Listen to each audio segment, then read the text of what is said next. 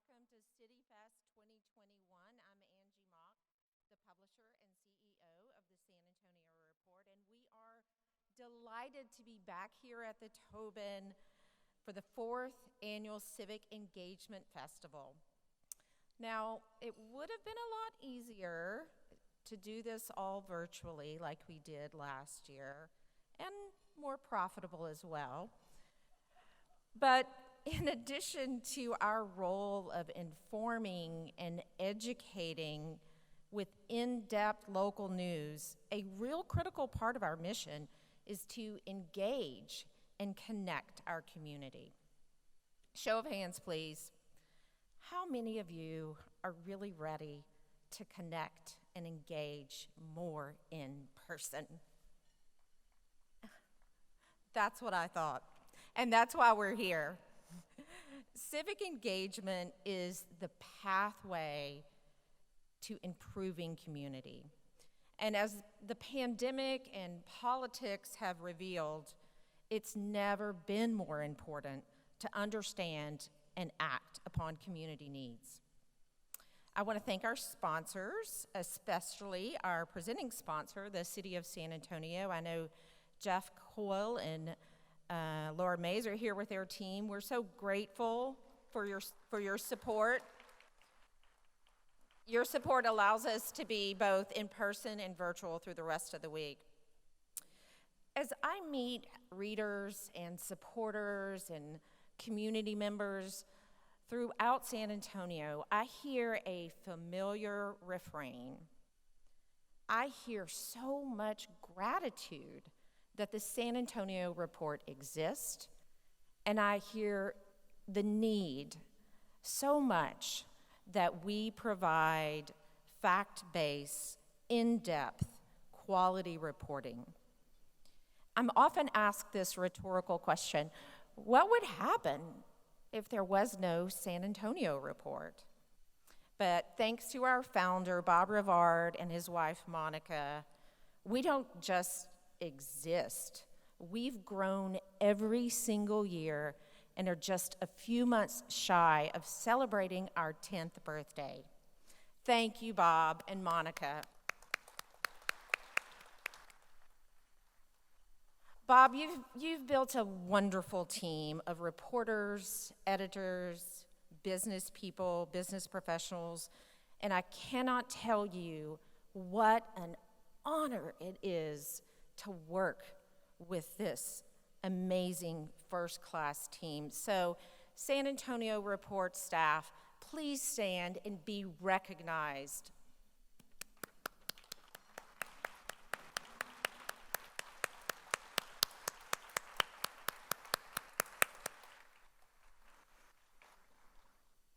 They are simply the best. We also have a number of board members with us today: Kara Nichols, Brian, Leo Gomez, and Dr. Erica Gonzalez. We appreciate your support, your guidance, and your service. Along with the newly named editor-in-chief, Lee Munsell, who'll be joining us on November 1, I'm really excited to lead us into the next decade. But you know, you don't have to work at the San Antonio Report to be part of the team. We are a nonprofit, member-supported organization, and that member support is the backbone of what we do, and it helps us day in and day out be able to create the important local journalism that is so needed in San Antonio. There is no minimum level of sponsorship to become a member. If you're already a member and a donor, thank you so much. If you're not yet a member and you care about democracy, you care about fact-based local news, you care about this community, I invite you to become a member today. You can do it on sanantonio.org and click on the donate button, right? Or even easier, if you want a little swag to go with that, right outside those doors, there's a table with staff who can sign you up for membership and As we move out of the pandemic, you're going to see a lot more members-only, really fun events that you'll have access to as a member. There's one thing that all amazing cities have in common, and that one thing is really great journalism. And with that, there's no more important thing to say before I bring to the stage our founder and editor, Bob Rivard. Thank you.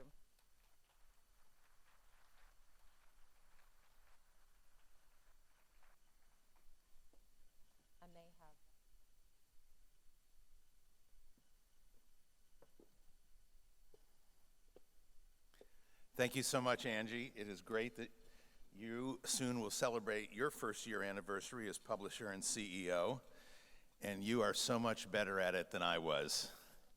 And we have a wonderful editor, Lee Munsell, who Angie mentioned, who will be coming to us from CNN.com, where she's an editor.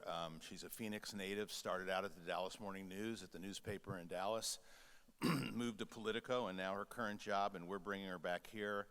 And she's a lot more digitally fluent than I am, which every member of our staff could affirm, and there's no need to do so today. But it's really going to be a new era. I'm I'm counting down the days, by the way. It's 17 days left. I've had the title editor in my business card since 1985 at Newsweek, so I'm giving away my age. And I'll be contributing still by writing my column twice a week, doing some interviews, doing engagement events like these, but turning over the leadership to Angie and Lee and others, and I'm really looking forward to it. But I take a lot of pride in the team we've built and the work we do. They're terrific people, terrific journalists, but also terrific human beings. We've really built a culture at the Report, people first, and that's seen us through the pandemic where, as Angie said, we actually grew during the pandemic, and that's not many nonprofits can say that. So I'm very bullish on where we are today and where we're going. So it's great to have all of you here. It's great to be back in person. We're not quite there yet. This has been a hybrid City Fest. All of our panels were virtual, and tomorrow night, if you're not doing anything, we invite you to come to our art and poetry event at Legacy Park here, right next to the new Frost Tower. Arts and culture reporter Nicholas Frank will be there. And Saturday morning, Brendan Gibbons, one of our senior reporters who writes the Trail List feature, will be taking a lot of people on bicycles from Confluence Park on the Mission Reach over to the west side to Elmendorf Lake Park. That is a very easy 5-mile pedal. We'll go nice and slow, and you can either have somebody pick you up there or you can just come back with us the other 5 miles. 10 miles on a bike is not much. So that's the fun part of City Fest, and we invite you all to think about coming out tomorrow night or Saturday morning. Char Miller. Char Miller left Trinity University in 2009, and he moved to California, to Claremont, Southern California, to Pomona College, and he is the Director of Environmental Analysis on the faculty there, and he holds a distinguished endowed chair. The name doesn't mean much to us, but it does there, the W.H. Keck Professor of Environmental Analysis and History at Pomona. But as far as I'm concerned, Char really never left San Antonio. He was really our first remote worker because all of his work since he's gone to Pomona has focused in one way or another on San Antonio. So he doesn't live here anymore, but we don't think he ever really said goodbye to the city. His latest book is remarkable. If you have not read it, please read it.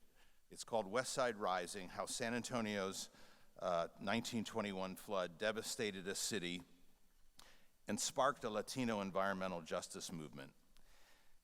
Char's going to be signing books after the event out in the lobby. You're going to hear an incredibly engaging conversation with him and Henry Cisneros, our former San Antonio mayor and Secretary of Housing and Urban Development under President Clinton. I'll say more about Henry later, but the two of them, after Char has spoken for a while individually, will come up and be on stage. So it should be a very engaging afternoon while you enjoy your lunch. Char Miller, are you here? You are. Come on out. Let's welcome him. Char Miller, West Side Rising.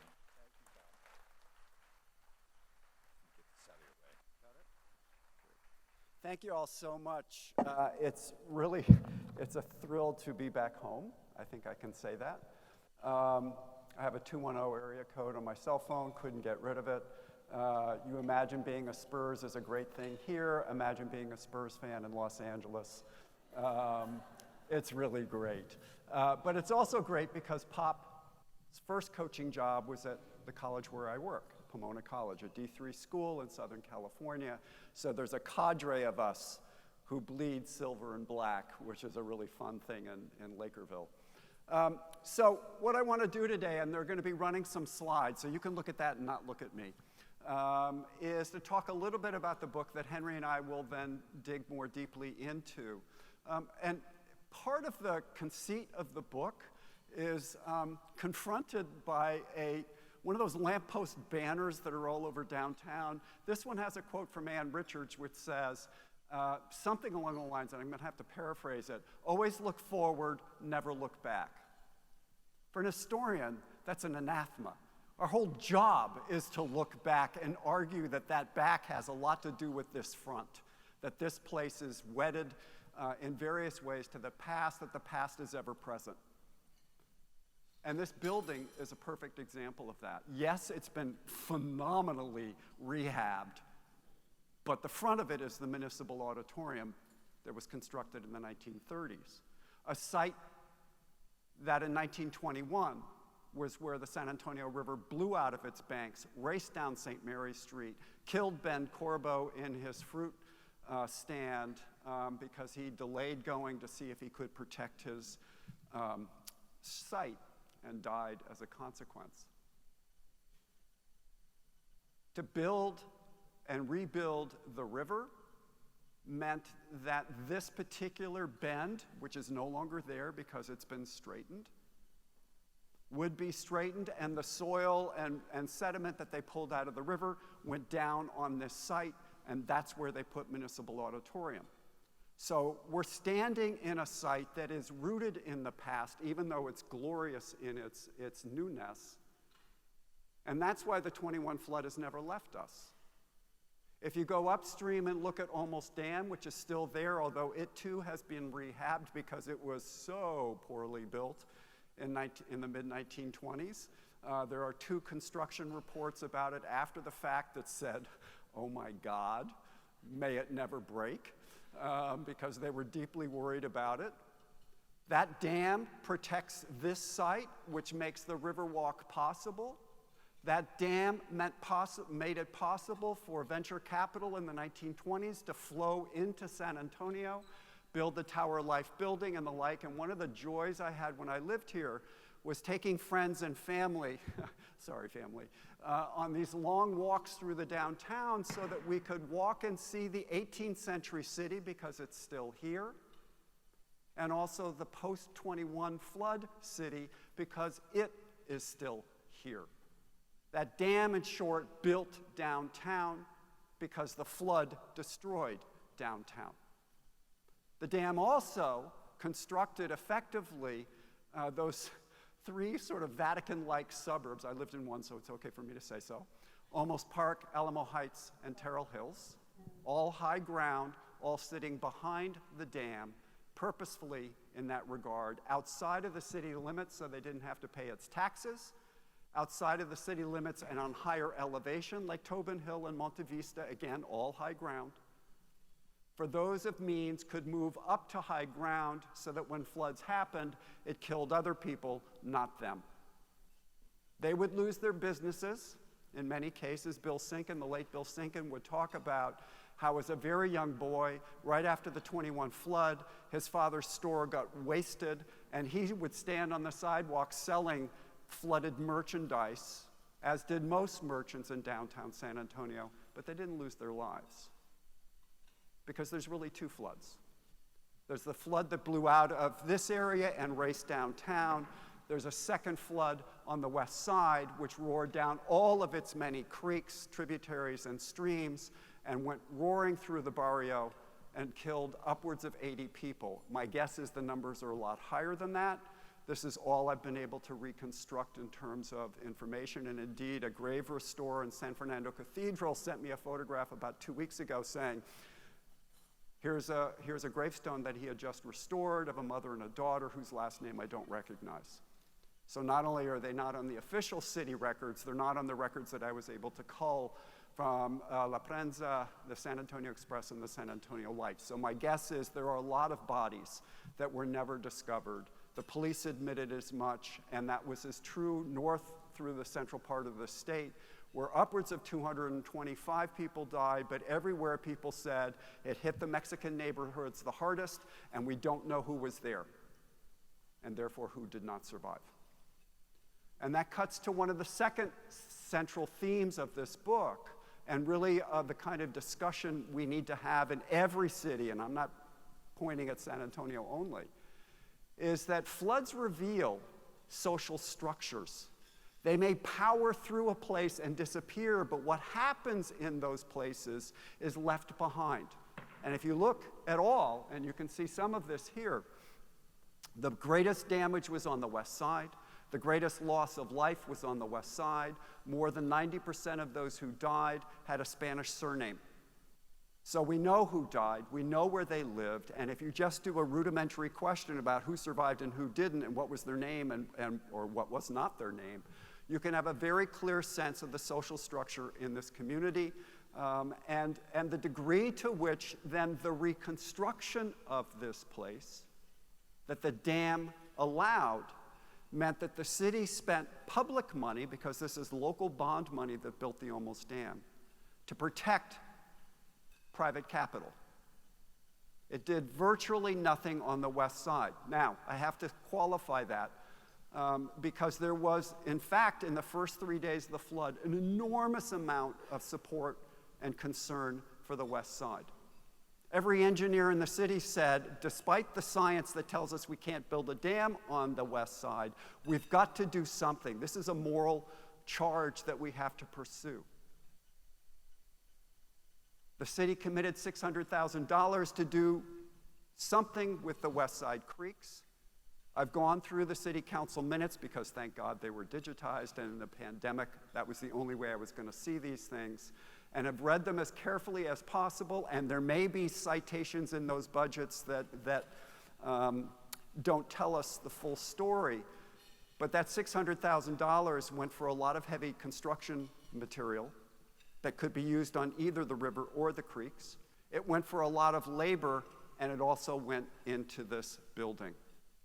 This building siphoned away some of the flood monies that were committed to the west side for its construction. So that, in effect, there was the commitment, there was the gesture, all of it good, but the play on the ground reveals something other. And we know that by other ways. In the flood of 1935, 1946, in the 1950s, in the middle 1960s, local reporters constantly said what they called the old troublesome spots, meaning the San Pedro Creek, Alazan, Apache, Martinez, and the like, were boiling over and blowing through the barrio without constraint. And that says to me, as the historian looking at the event and going forward, well, maybe, in fact, what happened on the west side was minimal. I think what happened is that there was reconstruction of the confluences, particularly San Pedro and San Antonio River, and deepened and widened there so that the water could flow out, go upstream, and nothing much changed. So that's part of it, is that there is an environmental injustice. One looks at the landscape and thinks about how it's built, and then you lay on top of that where people live. And you begin to see that there are people who are going to bear disproportionately the burdens of floods in San Antonio the moment the dam was built. It protected and still protects downtown, but it does nothing for either the Salado Creek or for the West Side Creeks, and was never designed to. The third thing I think that really sort of struck me about this process of trying to understand what this flood meant, not just what it did, but what it meant, was that it took 50 years for justice to occur on the west side. On the one hand, that's a very long time. On the other hand, and Henry and I are going to talk a bit about this, it's also a reflection of why community-based activism matters enormously. That top-down power is not going to pay much attention to the West Side because they've already demonstrated that they're not interested. So the only political play will be that at some point the West Side is going to have to protect itself. And they're key figures, and we'll talk more about this, but one of them is Henry B. Gonzalez, an insurgent candidate who was elected in 1960 to represent this city in the US Congress. And Henry B., the moment he got to Congress and started getting appropriations, started funneling them to the West Side. And there's a photograph up here of him helping to open up one of the Alazan Apache developments, flood control developments. He would work on other issues, which I call streetscape environmentalism. The West Side is filled with streets that are unpaved. It's filled with areas that do not have potable water. It's filled with areas that do not have good schools, and he's moving money to try to stem that process. So top-down actually matters if you can get someone into Congress whose commitment is to the city entirely, not just the city in some small segment. It's another, in 1965, he used a flood to basically embarrass the San Antonio River Authority for not having spent the money it had encumbered to solve the West Side Creek problems. And another flood in 1974 sparked the emergence of COPS as a public method by which the city communities organized for public services, an organization deeply webbed into the West Side, largely driven by women, activists, parish workers, and the like, union laborers as well, who would be remarkably successful. I mean, in retrospect, I think they may have had probably the most profound influence on this city ever as a nonprofit organization, as a grassroots organization. And the speed with which they, building off of Henry B.'s work, transformed the politics of this city, we're still seeing those reverberations today. And for that, they deserve enormous credit, but also keep in mind this is a local group emerging out of responses to floods, most especially. It's the galvanizing moment. So that yes, it took 50 years, and yes, it meant that the West Side would be inundated periodically, but ultimately that would change the dynamics of the city. It changed the city charter. It changed the way we voted so that one person and one vote, which is the law, actually became applied because of COPS. And that meant that Henry Cisneros could be elected to the city council. It meant he would be elected as mayor. And you can see why that past matters and matters still today. Just look at the demographics of the city council, which in 1950 looked nothing like it does today. And that's an extraordinary shift in political life. The final thing I would say is that this story is ongoing. This is why I have a beef with Ann Richards, only on that quote. I loved her otherwise.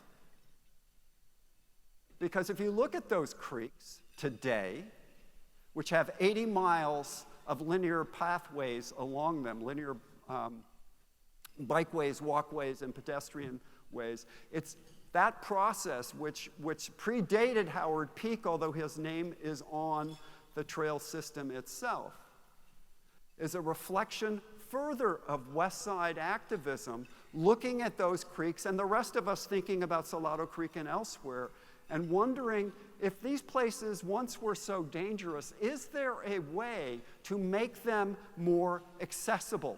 Which seems ironic given how much death, disarray, and damage those creeks produced.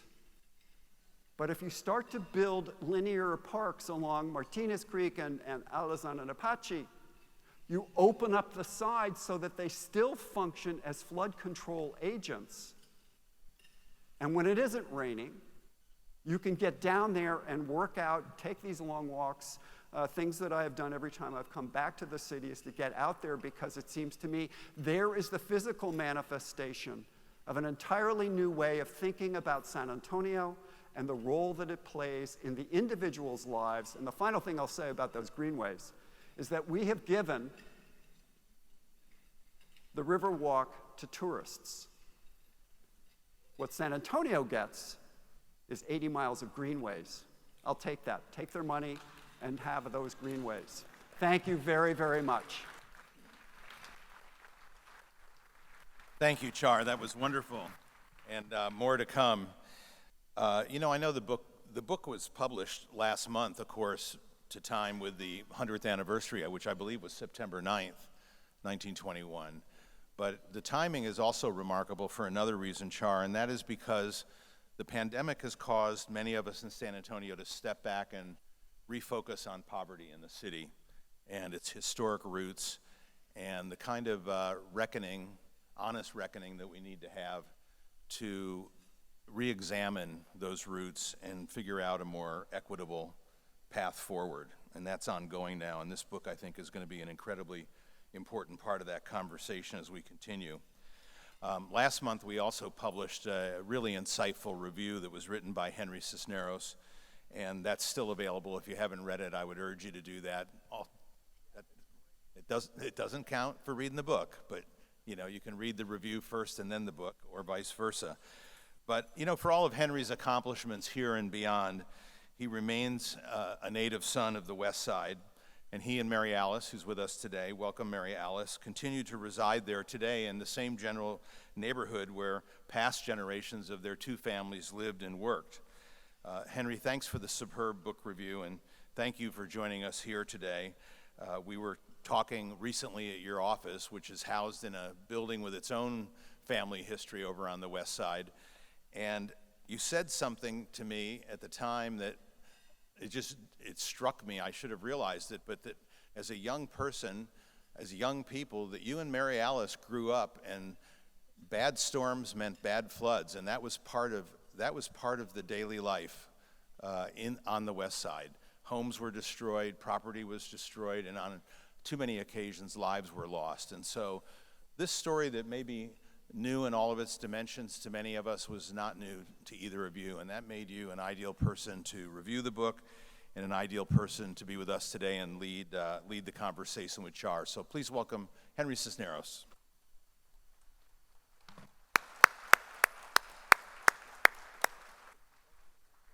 Thank you, Henry.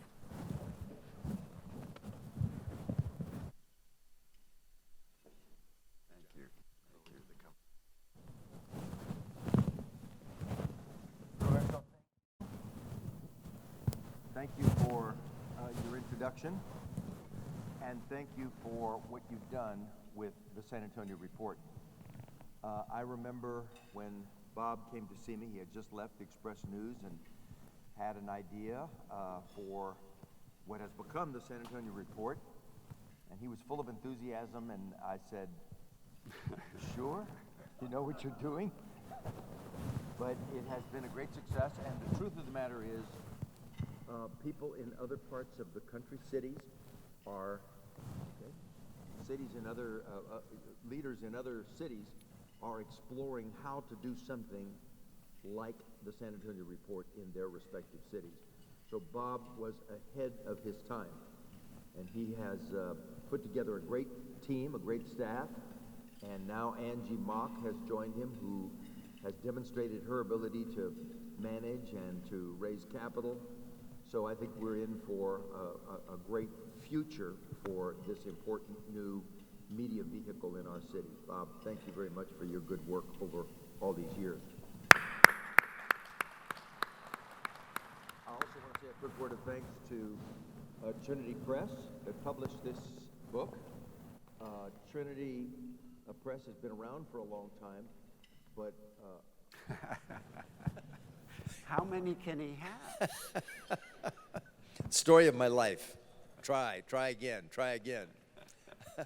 But Tom Payton has done a great job with the Trinity Press and converted it into a vehicle that is speaking more to some of the social justice issues, the way a great university like Trinity educational institution like Trinity should do. So thank you to Trinity Press. It's a special treat today. Please, let's hear it for Trinity Press.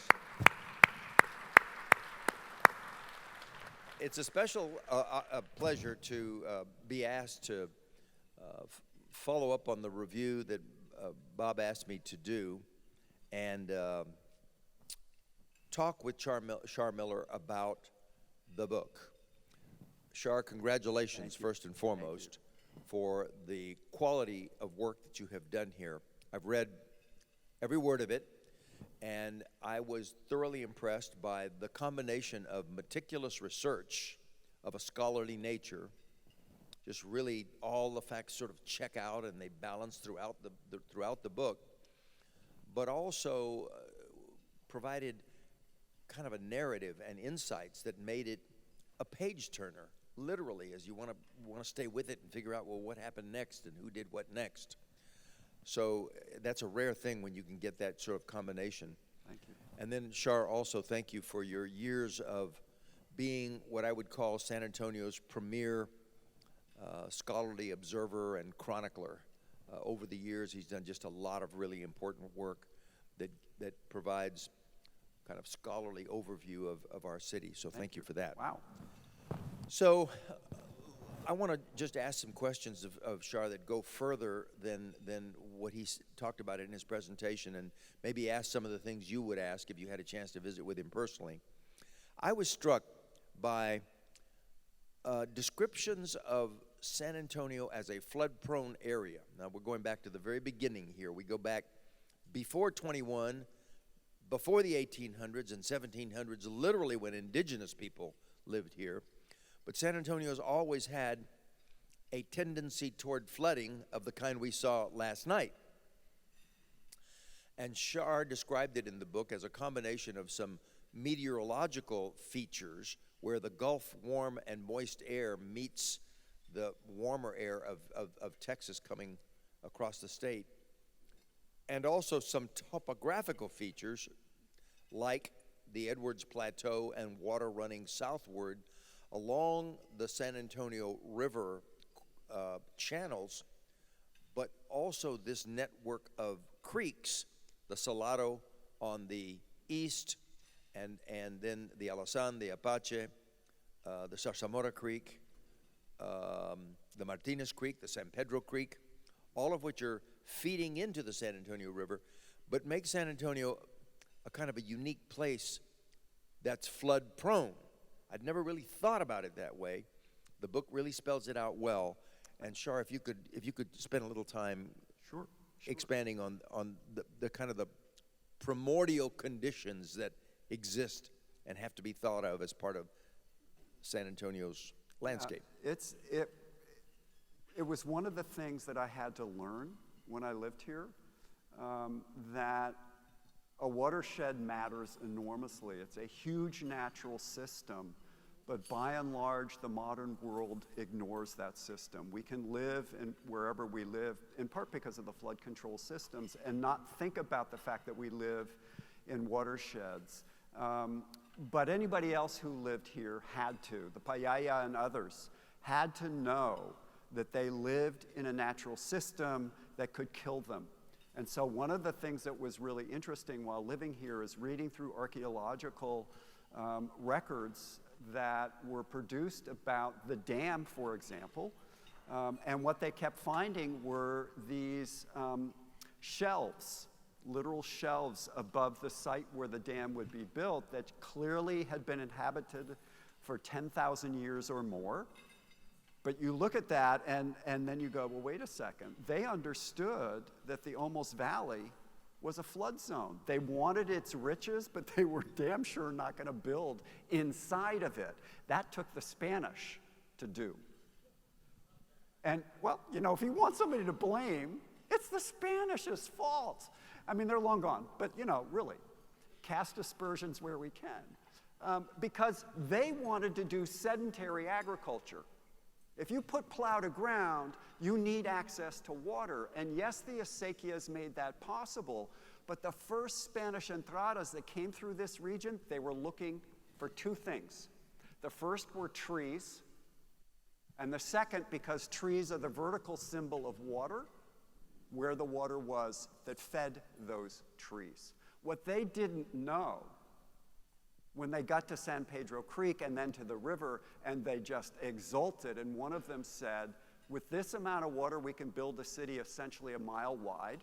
If you look at the Spanish layout of San Antonio, that's exactly what it is, from the Alamo west.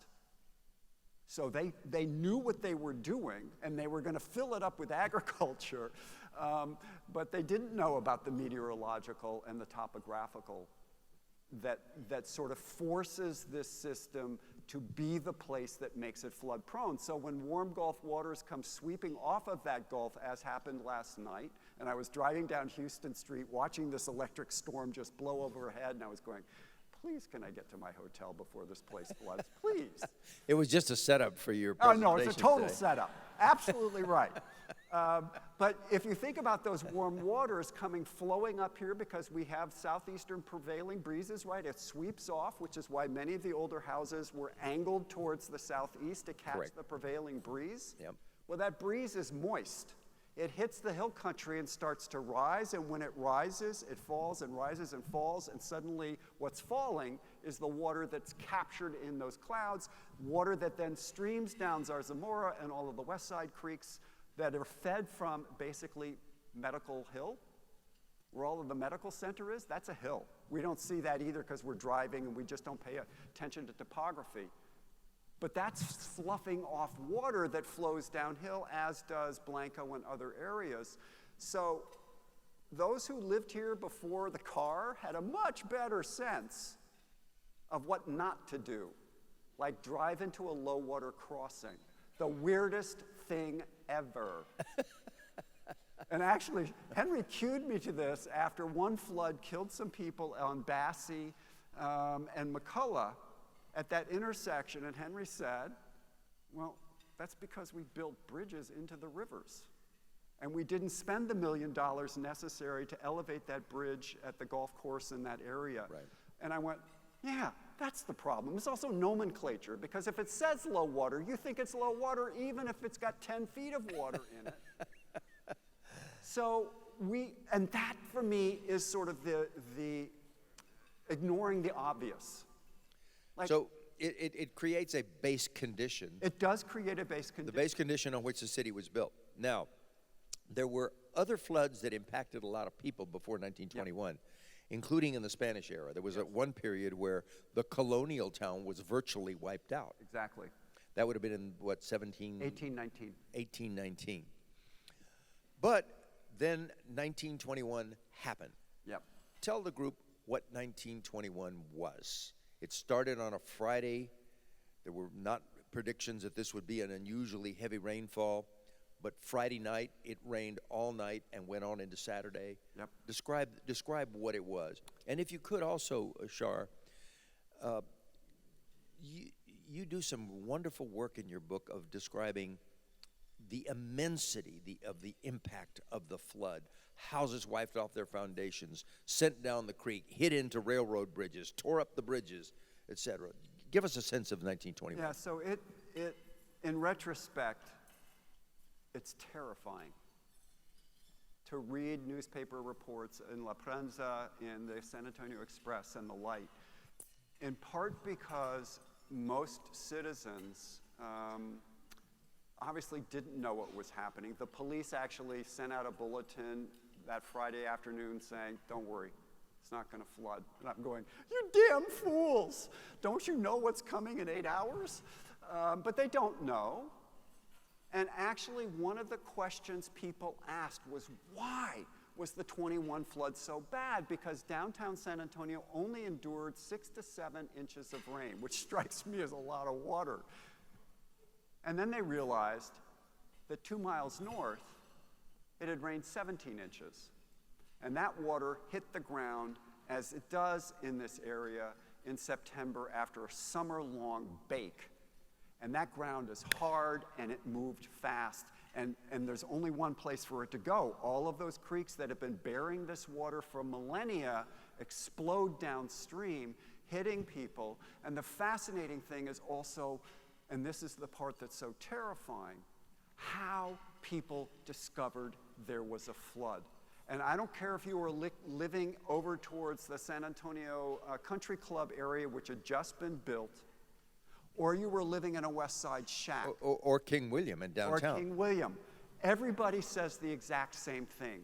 They heard a noise, they hopped out of the bed, and they had ankle, feet, or knee deep in water. That's how quickly the water arrived, because there's obviously no advanced warning. And then the goal was, how do I survive? Now, Shar, the water, just to describe it, came down the San Antonio River, but the San Antonio River wasn't the channel we know today. There was no channelization. It was a river, and the water could not negotiate the turns. Yes. So where it couldn't make the turns, it just went inland. Yes. And that meant the area sort of north of the downtown around St. Mary's and such got flooded. The water came into the downtown. The Gunter Hotel was underwater. The Houston Street was underwater. It swept through King William, and people were on the roofs of their houses in King William.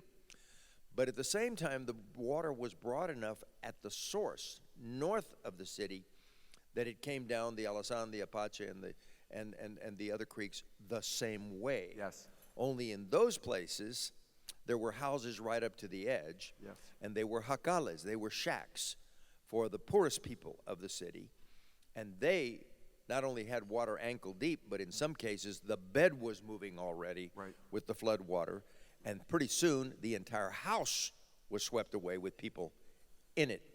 Interesting aside, someone in the police or officials, health department responsible for monitoring the deaths, concluded that they would only count a death if they found a body, because they knew then that that person was dead. They were literally, not to be gross about it, but there were swollen, flooded, drowned bodies strewn against fences, against bridges, that had been picked up as it went through the west side. So they decided only to count bodies, not the many more dozens, if not hundreds of people who never could be found. And that way they could keep the countdown for the national press, and it wouldn't look like San Antonio had been completely negligent, because the death toll would have been massive. So a lot of people lost 5 children. There were instances where a father would lose his wife and 3 children, or vice versa. A husband washed away with a number of children, and they were never counted because they just disappeared. Who knows? They're down in the Gulf somewhere, or along the San Antonio River in South Texas. But again, describe that scenario more, if you would. Yeah, so one of the as Henry has nicely put it, if you think about the West Side then, living along those creeks made enormous sense to the most impoverished members of this community, the most marginalized who were working in the stockyards, did work for the railroads, all of which are located, or most of which are located on the West Side. There were oil tank farms. It was a sacrifice zone. Sacrifice in terms of the people who lived there, sacrifice in terms of the economics of that area. It's where the laundries were. It was the tough spot. And when that flood came swinging down the various creeks, engineers subsequently were startled when they started figuring out that the West Side creeks carried as much water as the San Antonio River itself. But they shouldn't have been startled, because 7 years earlier in the 1914 flood, they discovered the exact same thing. And the year before, in 1913, when there were 2 floods that ripped through the city, they discovered it again. So some of this is about ignorance. Some of this is an unwillingness to accept the very data that they're collecting. And it also is bedded in your point about, like, let's only count those that we know have died. We've got the body manifest. We've got it in our hands, or what's left of it. Many of these deaths were quite gruesome. Some people were simply buried where they were found because they could do nothing else, and they couldn't identify them. Their bodies were so poorly preserved. But the other thing, and here's another piece of this story for San Antonio, the first body that was found by Hot Wells, 6 miles downstream. It was a baby caught in a tree. No one bothered to check between Hot Wells and the downtown core. They went a mile only. Well, if I found a body 6 miles along and it was the lightest object floating, I think I might start digging all over subsequent and south along the stream, because you would have found more people who were buried in sandbars and the like, because ultimately the rivers and the creeks have to slow down. Right. The silt starts to build, and that's where you entombed bodies. Now, Shar, there was a real sense of boosterism Yeah. that the city officials and even the federal officials to some degree, and even the local press wanted to minimize Yes. the effect. Yep. And they actually didn't behave very well in the period right afterwards. They did get the Red Cross in, but it was purely volunteer, and there were interagency squabbles as to who was going to provide food and shelter and clean water to drink and medical services. So it was a major mess. It was. You know, the mayor of that time, Mayor Black, within a day and a half, publicly announced in telegrams to every major newspaper in the country, we're okay, and we're going to handle it on our own. What he failed to suggest is that the National Red Cross was already on the ground, that the U.S. Army, which I don't think is a local militia, had streamed into the downtown core to pull people out of the river to protect those that they could, and then mounted kitchens all over the west side to serve food. That Cruz Azul, the Mexican Blue Cross, which was a local grassroots organization tied to the state of Mexico itself, had been on the ground even before the Red Cross came. To take care of ourselves is a political ploy, which, by the way, Miami, within 2 years, did the exact same thing after it got whacked by a hurricane. It was desperate for help, and it sort of took a piece out of San Antonio's playbook and said, we're okay. Why? Because both cities were tourist towns. Right. And if you say you're destroyed, why would anybody come there? So the additional sin, if you will, was to be observant of the local politics about spending. Yes. And say, we don't want to do a bond issue. We don't want to do expenditures that would begin to do corrections in the first response. Now, later, engineers pointed out that the Almost Dam needed to be built if we were going to do something about the flow of water into the San Antonio River. The river needed to be straightened at key places and channelized in key places. But it took a while to get there. It did take a while, and actually it took a much longer while than that. Everyone who lived here, the Payaya and their terraces demonstrated it, but let's use the European-American sort of version of this. At least by 1845, they knew exactly what to do and where to build what's now the Olmos Dam.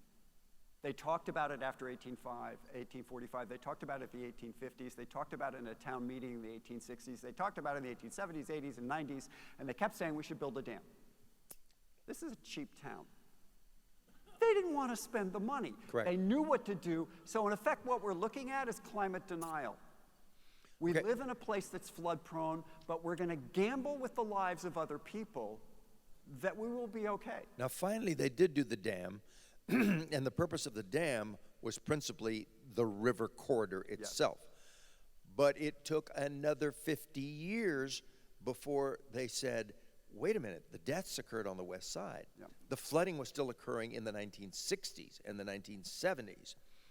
And it was really unconscionable that, as you said, a sacrifice zone, those people are somehow different. They're poor, they're Hispanic, they have, different culture and heritage, and they're expendable, essentially. Is that too strong to No, describe it's not it that too way? strong. It's a mark of systemic racism. There's no other way to describe what happened. And the 50 years is a mark of that it took so long. But it's also a mark, as I said earlier, and I know we're going to get to, is like at some point, there has to be a spark in the local community to look at its conditions and say, we don't have to endure this. Yeah. There has to be a better way of living.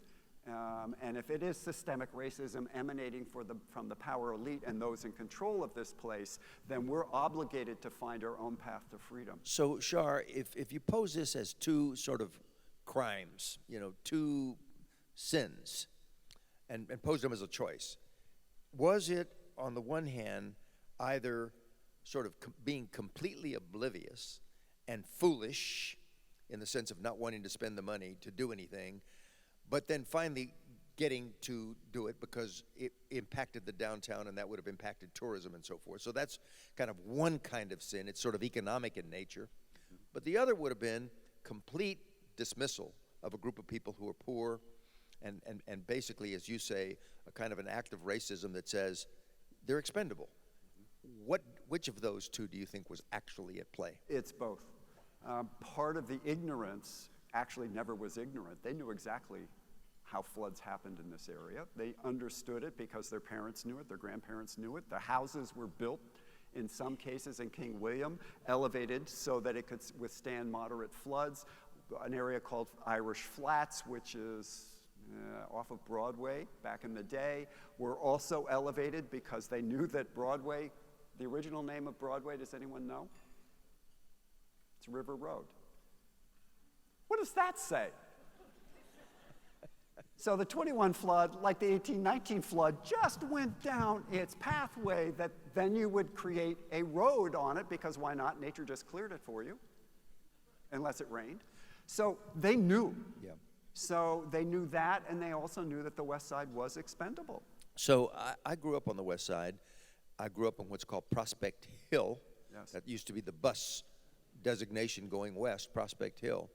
And it's called a hill because it is a little higher than the topography around it. Right. But beneath the hill, toward Elmendorf Lake, in my youth, 1950s, 1960s, every year in the spring, when the weather changes and it begins to rain, there would be floods of the scale where people would die.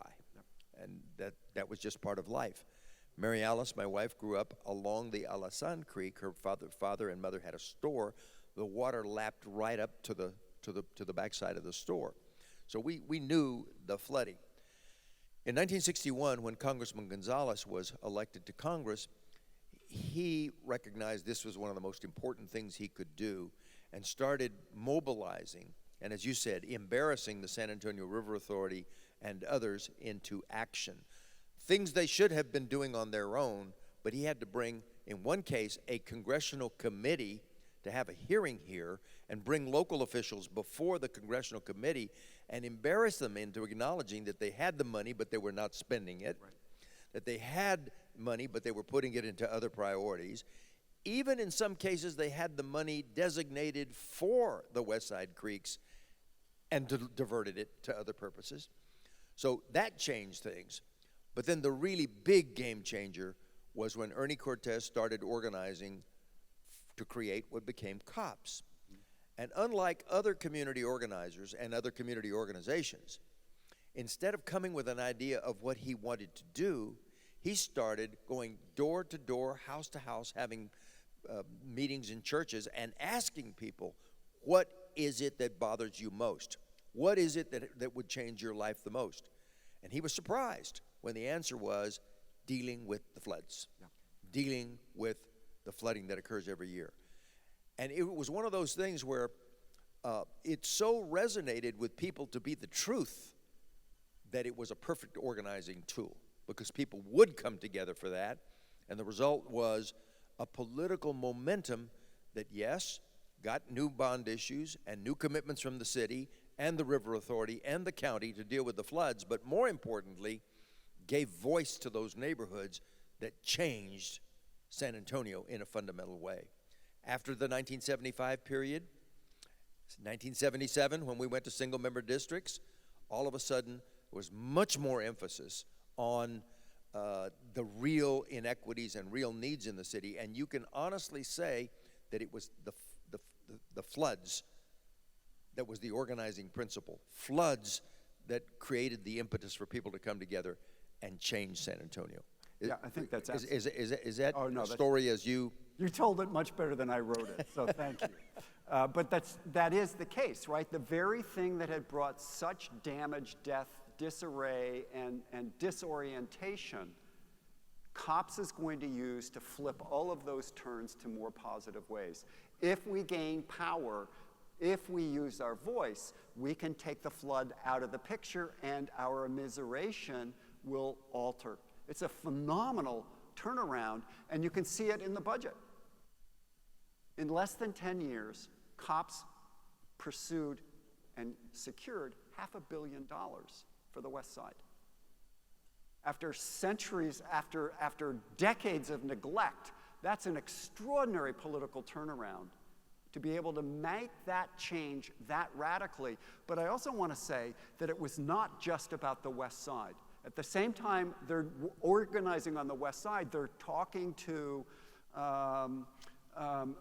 environmentalists, white environmentalists on the North Side to protect the Edwards Aquifer because they knew, everybody knew that that was the sole source of drinking water. So water in every sense was the organizing principle in this city. COPS would then ally with the East Side African American organizations, and now we have COPS Metro.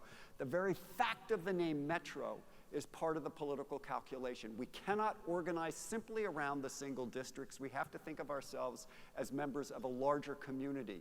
And that's as true for the North Side as it is for the South, for the East, and the West. And until we absorb that, and that's essentially COPS's message, we will never succeed.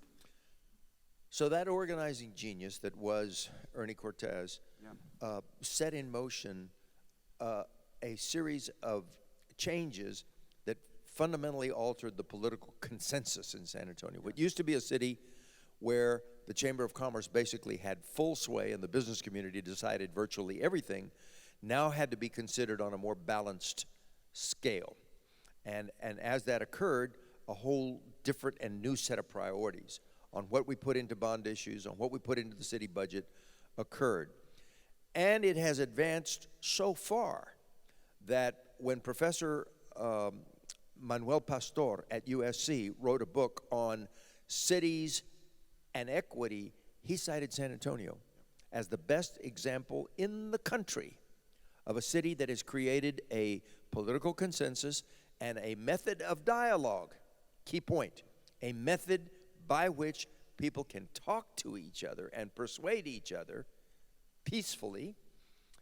The best city in the country that has undergone that profound a change because it came out of this process. Yeah. That's a phenomenal thing. It is a phenomenal thing. And the other piece of that he doesn't talk about, but Ernie Cortez embodies, is that Ernie left San Antonio to go to Los Angeles to do the exact same thing. And others then would go to Houston, they'd go to Chicago, they would go to Denver and elsewhere. San Antonio became the hub for the sort of emerging movement in the Southwest and far beyond the Southwest. It's where people came to train. They called it the University of Cops. You came to get educated, and then off you went to do battle wherever it was that you came from. That's extraordinary. It's like Atlanta and the Civil Rights Movement. San Antonio was Shar, what was the fundamental lesson that we should draw from the flood experience, the 1921 flood and the aftermath and the things that have occurred since, and from your book, what's the fundamental lesson? Is it that to be great and progressive, a city needs to use wisdom in taking into account all of its people and be fair and inclusive in that way? Is that the lesson, that the mistake made was when people said, no, let's take care of the downtown, leave the rest of it for later, and treated a group of its citizens, its residents, as disposable? Yeah. Is that the lesson we should draw from this, or is there another lesson? No, I think that is the lesson. And if you had walked justly in 1921, you might still get the Smith-Young Tower, but you also might have a very different kind of West Side, and that's a city I want to live in. What are modern ways, forward-looking ways, that we can apply those lessons to today's San Antonio, which you know very well?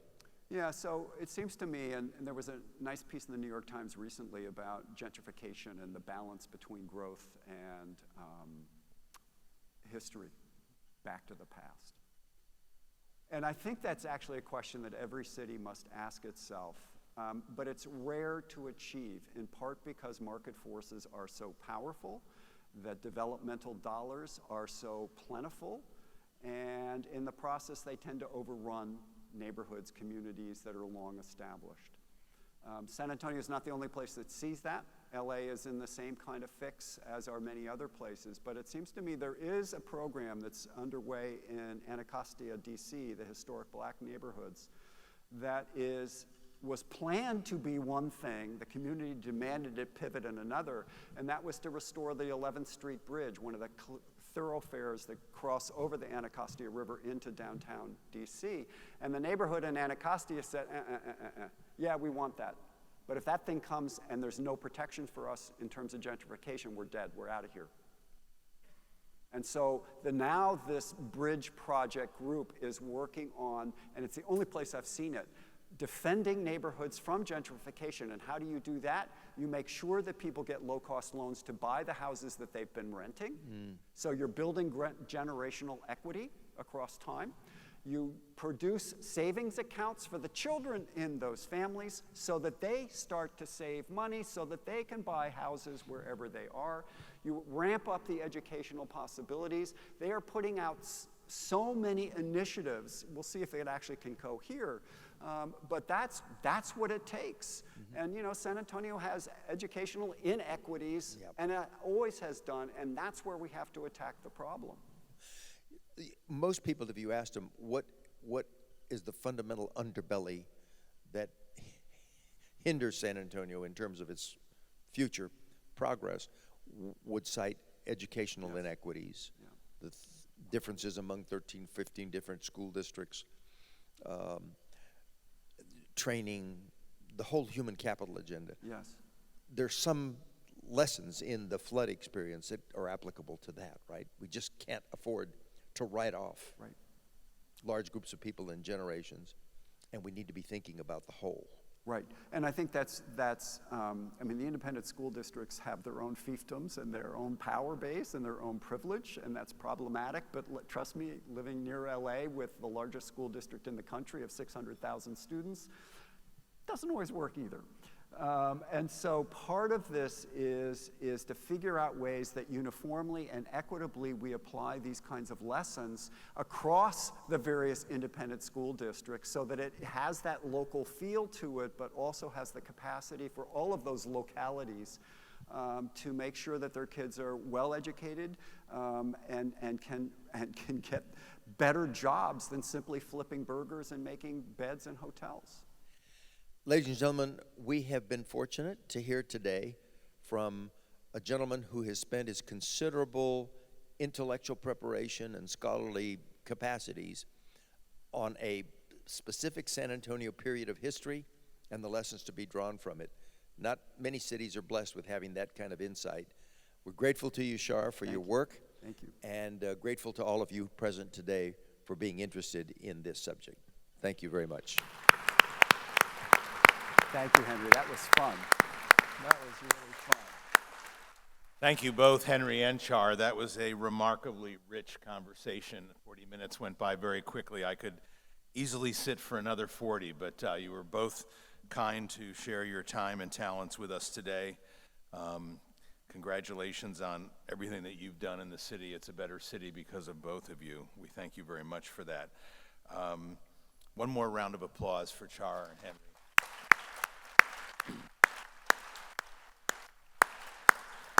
And thank you to the City of San Antonio. You are our sponsoring partner for all of City Fest. We couldn't have done this without you. It allows us to do all of our other programming for free, which is our effort to be more equitable in the work we do in the city.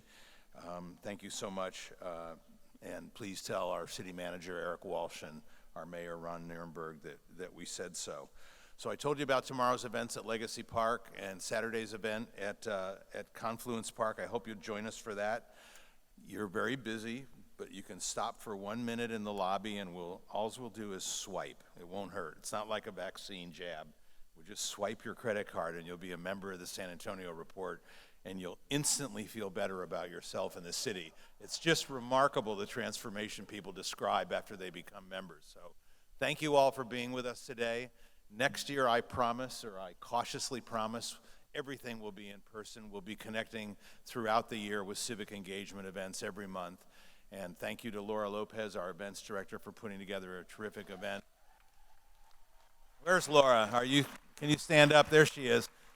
She's back in the cheap seats. Come on, Laura. You should be up front. Well, thank you again, Henry. Char, congratulations on a great book. Thank you, Trinity University Press. You guys are selling the book out front. Char will be signing books. Same transformational feeling occurs. It's very emotional. And Tom, thank you and your team, because a percentage of the profits are going to the San Antonio Report to support our good journalism. So thank you for that. Have a great day, one and all. We'll see you in the lobby.